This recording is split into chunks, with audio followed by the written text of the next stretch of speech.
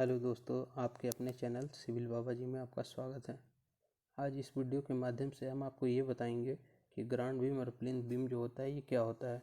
बहुत सारे लोगों के मन में इस बात को लेकर कन्फ्यूजन चल रहा होता है कि ग्राउंड बीम कब दिया जाता है और प्लिंथ बीम कब दिया जाता है। तो अगर आपके भी मन में कन्फ्यूजन है तो आप हमारे वीडियो में लास्ट तक बने रहें और वीडियो को पूरा देखें। आई होप मैं आपका कन्फ्यूजन इस पॉइंट से रिलेटेड दूर कर पाऊँगा। अगर हाँ, आप मेरे चैनल पर नए हैं तो हमारे चैनल को सब्सक्राइब करना बिल्कुल ना भूलें और वीडियो अच्छी लगे तो वीडियो को लाइक, कमेंट और दोस्तों में शेयर तो बनता है। आइए वीडियो को स्टार्ट करते हैं। बात करते हैं ग्राउंड बीम की कि हम ग्राउंड बीम कब देते हैं। देखिए, ग्राउंड बीम जो होता है ये पहला पॉइंट तो कह रहा है फाउंडेशन लेवल पे देते हैं।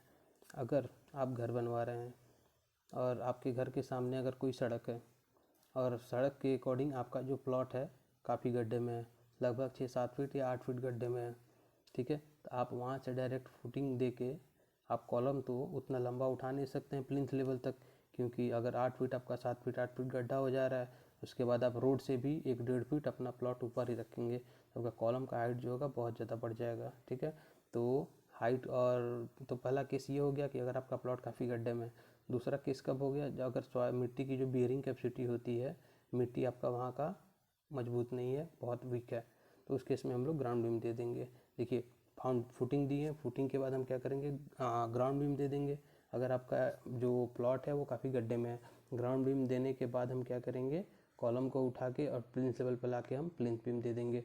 ठीक, अब बात करते हैं प्लिंथ बीम की। तो प्लिंथ बीम अगर कहते हैं कि अगर आपका जो प्लॉट है वो ज़्यादा गड्ढे में नहीं है, लगभग एवरेज समझिए कि रोड से हल्का फुल्का है, तो वहाँ से हम क्या करेंगे, और आपकी वहाँ की मिट्टी भी सही है तो वहाँ पे हम क्या करेंगे कि डायरेक्ट अपना कॉलम दे के और हम प्लिंथ लेवल पे लाके प्लिंथ बीम ही दे देंगे।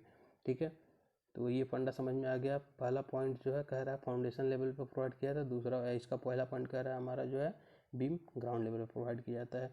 अब जैसे कि आप देखेंगे ये जो है हमारा फाउंडेशन लेवल, ठीक, ये फाउंडेशन पे ही हमारा प्लिंथ बीम जो दिया गया है ग्राउंड बीम ये दिया जा रहा है। अब इसकी भी बात करें तो ये हमारा दिया जाता है ग्राउंड लेवल। ये जो अब ग्राउंड लेवल आप कहेंगे ये भी ग्राउंड लेवल है, इधर दिख रहा है नीचे वाला ये भी ग्राउंड लेवल है। तो ये जो आप ग्राउंड लेवल देख रहे हैं जहाँ पे घास फूस गई, ये हमारा नेचुरल ग्राउंड लेवल है। ठीक है, और ये जो ग्राउंड लेवल जो दिया जाता है ये आर्टिफिशियली बनाया जाता है। ठीक, ये भी आपका जो है ये आपका फाउंडेशन लेवल है। ठीक, तो ये जो बीम हम देंगे ये हम फाउंडेशन लेवल पे देंगे, और दूसरा बीम जो है हमारा जो ग्राउंड लेवल आर्टिफिशियली बनाया जाएगा रोड से कुछ हाइट पे, उस पर हम लोग प्लिंथ बीम देंगे। क्लियर हो गया। अब पहले मैंने बताया था कि अगर आपका प्लॉट गड्ढे में है तो नीचे से हम लोग ग्राउंड बीम दे के आएंगे, स्ट्रक्चर उठाएंगे। ठीक है, और आपका प्लॉट अगर ठीक ठाक हाइट पे जैसे ये दिख रहा है सामने, तो हम लोग डायरेक्ट फुटिंग यहाँ से 3 फीट अपना, अगर मतलब नॉर्मल स्टोरी का बिल्डिंग बना रहे हैं तो 3 फीट 3.5 फीट अपना गड्ढे से फ्रंट कॉलम उठा के फुटिंग दे के कॉलम उठा के अपना प्लिंथ बीम दे के स्ट्रक्चर उठा लेंगे। ठीक, तो पहला पॉइंट हमारा क्लियर हो गया। बात करते हैं दूसरे पॉइंट की, provide avoid wall settlement, avoid differential settlement. ये कह रहा है, जैसे ये कह रहा है कि हमारा जो ग्राउंड बीम होता है वो वॉल सेटलमेंट, मतलब वॉल को सेटल होने से, वॉल को बैठने से, वॉल को नीचे बैठने से बचाता है, क्योंकि जो भी वॉल होती है इस बीम के ऊपर आती है। ठीक, अब ये हमारा क्या करता है, ये हमारा डिफरेंशियल सेटलमेंट, ये हमारा क्या होता है, ये हमारा पूरा स्ट्रक्चर को बैठने से बचाता है। ये बीम, इसके नीचे का जो वाल है इस वाल को बैठने से ये बीम नहीं बचा सकता है, लेकिन ग्राउंड बीम हमारा क्या होगा, ये जो वाल आएगी इस ग्राउंड बीम के ऊपर ही आएगी, तो ये हमारा वाल को नीचे बैठने से बचाएगा, लेकिन ये हमारे इसके ऊपर का स्ट्रक्चर बैठने से बचाएगा। अब हाँ, डिफरेंशियल सेटलमेंट, वाल सेटलमेंट को हम इस इमेज के माध्यम से समझेंगे। देखिए, अगर आपका ये जो प्लॉट है, ये देख रहे हैं कि आपका ये क्रैक हुआ है, ये क्या है, ये डिफरेंशियल सेटलमेंट हुआ है, मतलब यहाँ पे जो हमारा स्ट्रक्चर है वो नीचे एक साइड से बैठा हुआ है। एक ये टिपिंग सेटलमेंट, ये वन साइड झुक जाता है जब स्ट्रक्चर, और दूसरा साइड हल्का हल्का बैठता है, ये टिपिंग सेटलमेंट आता है, ये मोस्टली विदाउट क्रैक। लेकिन तीसरा है हमारा यूनिफॉर्म सेटलमेंट, मतलब पूरी स्ट्रक्चर ही हमारे अगर बेयरिंग कैपेसिटी सॉइल की अच्छी नहीं रहती है तो पूरी स्ट्रक्चर नीचे बैठती चली जाती है, जिसमें क्रैक्स नहीं आते, वो आता है हमारा यूनिफॉर्म सेटलमेंट। ठीक है, तो अभी बात करते हैं डिफरेंशियल सेटलमेंट की। तो अगर यहाँ पे हम इस लेवल पे अगर हम प्लिंथ बीम नहीं देते हैं, ये जो है इस लेवल पे अगर हम प्लिंथ बीम अगर हम यहाँ पे दे दिए होते तो ये हमारा प्लिंथ बीम जो क्या करता है, स्ट्रक्चर को नीचे बैठने से रोकता। ठीक है, लेकिन ये जो इसके नीचे ये जो दीवार आती है अगर ये बैठता तो इसको बैठने से हमारा प्लिंथ बीम नहीं रोकता। अगर ये हमारा ग्रीन वाला दिख रहा है ये ग्राउंड लेवल है। ठीक है, तो इस पर अगर हम प्लिंथ बीम दे देते तो ये हमारा स्ट्रक्चर इसके नीचे बैठने से रोकता, लेकिन ये जो दीवार जो नीचे लगी है इसको बैठने से नहीं रोकता। लेकिन वही बात करते हैं हम कि ग्राउंड बीम की, अगर इस ग्राउंड पे हमारे ऐसे बीम दे देते तो ये हमारा क्या होता है, ये दीवार को बैठने से पूरा रोक लेता है, स्ट्रक्चर को भी नीचे बैठने से ये रोकता, क्योंकि इसके नीचे हमारा फुटिंग है। तो डिफरेंशियल सेटलमेंट और वॉल सेटलमेंट हमारा आपको समझ में आ गया।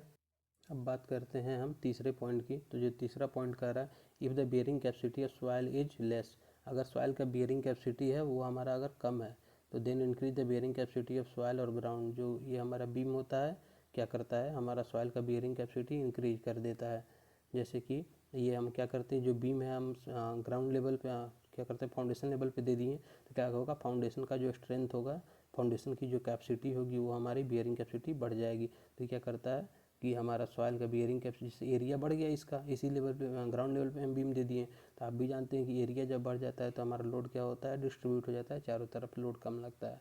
ठीक है, तो ये हमारा क्या करता है, बियरिंग कैपेसिटी ऑफ सॉइल और ग्राउंड का जो बियरिंग कैपेसिटी बराबर बढ़ा देता है। ठीक है, keeping a proper plinth plan, जो प्लिंथ बीम होता है एक प्लिंथ लेवल पे जो हमारा ये लेवल आता है इसको एक प्रॉपर प्लेन में रखता है। ठीक है, अब बात करते हैं हम चौथे पॉइंट की। तो चौथा पॉइंट कह रहा है सपोर्ट वाल और if bearing capacity of soil is poor.